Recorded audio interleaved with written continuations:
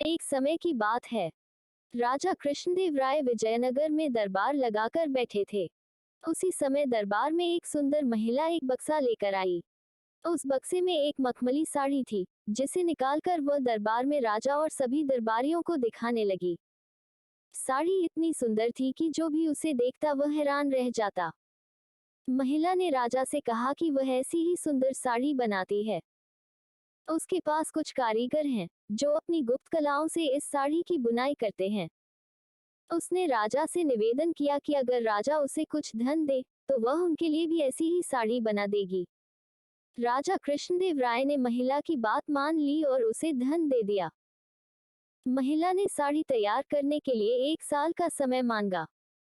इसके बाद वह महिला साड़ी बुनने वाले अपने कारीगरों के साथ राजा के महल में रहने लगी और साड़ी की बुनाई करने लगी। इस दौरान उस महिला व कारीगरों के खाने पीने से लेकर तमाम खर्चे राजमहल ही उठाता था। इसी तरह 1 साल का समय निकल गया। फिर राजा ने अपने मंत्रियों को उस साड़ी को देखने के लिए उस महिला के पास भेजा।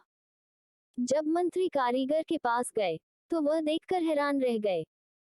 वहां 2 कारीगर बिना किसी धागे या कपड़े के कुछ बुन रहे थे। महिला ने बताया कि उसके कारीगर राजा के लिए साड़ी बुन रहे हैं, लेकिन मंत्रियों ने बताया कि उन्हें कोई साड़ी दिखाई नहीं दे रही है। इस पर उस महिला ने कहा कि यह साड़ी सिर्फ वही लोग देख सकते हैं, जिनका मन साफ हो और जीवन में उन्होंने कोई पाप न किया हो।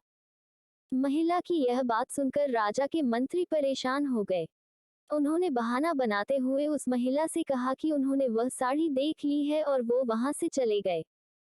राजा के पास वापस आकर उन्होंने कहा कि वह साड़ी बहुत ही सुंदर है। राजा इस बात से काफी खुश हुए। अगले दिन उन्होंने उस महिला को वह साड़ी लेकर दरबार में हाजिर होने का आदेश दिया। वह महिला एक बक्सा लिए हुए अपने कारीगरों के साथ अगले दिन दरबार में आ गई। उसने दरबार में बक्सा खोला और सबको साड़ी दिखाने लगी। दरबार में बैठे सभी लोग बहुत हैरान थे, क्योंकि राजा समेत किसी भी दरबारी को कोई साड़ी नहीं दिखाई दे रही थी। ये देखकर तेनालीराम ने राजा के कान में कहा कि उस महिला ने झूठ बोला है। वह सभी को बेवकूफ बना रही है। इसके बाद तेनालीराम ने उस महिला से कहा कि उन्हें या दरबार में बैठे किसी भी दरबारी को ये साड़ी दिखाई नहीं दे रही है। तेनालीराम की यह बात सुनकर महिला ने कहा कि यह साड़ी सिर्फ उसी को दिखाई देगी जिसका मन साफ होगा और उसने कोई पाप न किया हो। महिला की इस बात को सुनकर तेनालीराम के मन में एक योजना आई। उन्होंने उस महिला से कहा, राजा चाहते हैं कि तुम खुद उस साड़ी को पहनकर दरबार में आओ और सभी को वह साड़ी दिखाओ। तेनालीराम की यह बात सुनकर वह महिला राजा के सामने माफी मांगने लगी। उसने राजा को सब सच सच बता दिया कि उसने कोई साड़ी नहीं बनाई है। वह सबको मूर्ख बना रही थी। महिला की बात सुनकर राजा को बहुत गुस्सा आया।